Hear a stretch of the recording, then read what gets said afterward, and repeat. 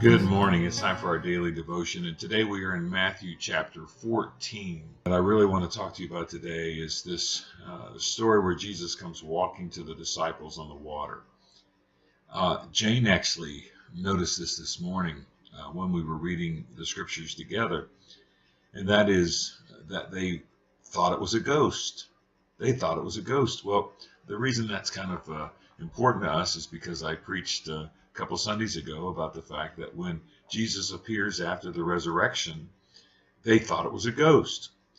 It appears as though the disciples may have been a little preoccupied with the supernatural, particularly as it relates to ghosts and spirits, superstition, belief in some sort of ghostly beings.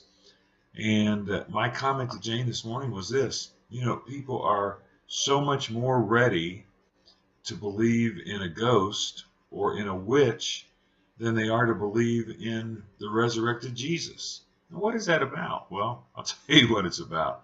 The enemy isn't threatened if you believe in ghosts. Satan is not disturbed if you believe in witches. You can believe in crystals and chakras and all kinds of auras and new agey, supernatural psychics, palm readers, tarot card, and the devil will never get upset about that. But if you believe in the supernatural power of Jesus, he's going to be all over you.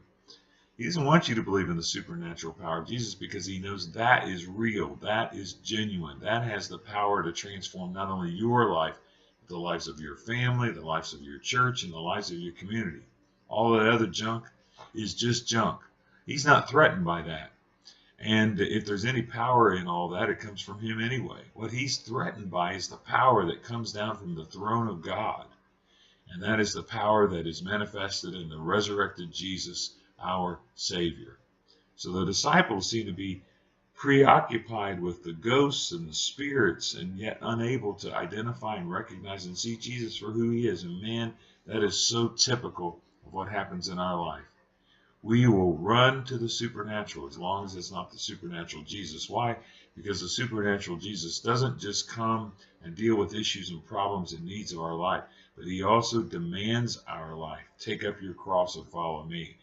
If somebody puts their hand to the plow and turns back and looks the other direction, they're not worthy of following him. The demands that Jesus makes in our life are tremendous, and when we believe in him, those demands come to bear on our life, and that's uncomfortable.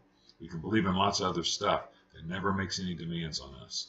So the disciples are believing in things that are not going to transform their life, and they're believing in things that make no demand on their life rather than the resurrected Jesus. I encourage you today to embrace Jesus for all that means, not only his presence and his power in your life, but also welcome the demands that he makes on your life, because he's only out for your good and for God's glory.